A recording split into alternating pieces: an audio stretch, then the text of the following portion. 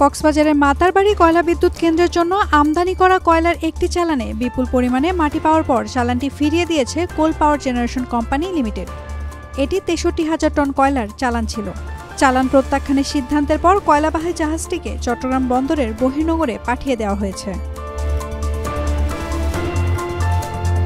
বঙ্গোপসাগরের তীরে মাতারবাড়িতে ১,৬০০ একর জমি জুড়ে তৈরি এই আল্ট্রা সুপার ক্রিটিক্যাল কয়লা চালিত বিদ্যুৎ কেন্দ্রের সক্ষমতা ১২০০ মেগাওয়াট।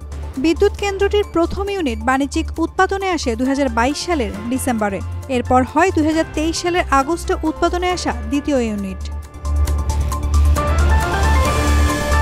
সিপিজিসিএল সূত্রে জানা গেছে, টেন্ডারের মাধ্যমে ইন্দোনেশিয়া থেকে কয়লা সংগ্রহের দায়িত্ব পাওয়া একটি ভারতীয় প্রতিষ্ঠান এই চালান পাঠায়, কিন্তু চালানটির কয়লার বিপুল পরিমাণে মাটি ছিল, ফলে এই কয়লা বিদ্যুৎ উৎপাদনের জন্য ব্যবহার উপযোগী নয়।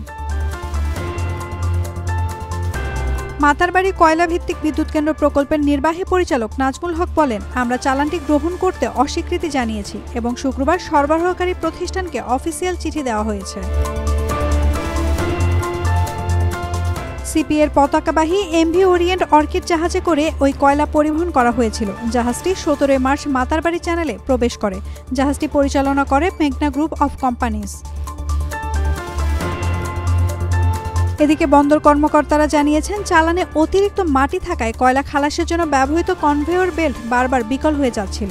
সিপিএর dock master captain Abu Sufian নিশ্চিত করেছেন, শিপিং কোম্পানির নির্দেশনা অনুযায়ী জাহাজটিকে বহির্নোঙরে পাঠানো হয়েছে। নাওমিন নাসরিন, ডেইলি সান।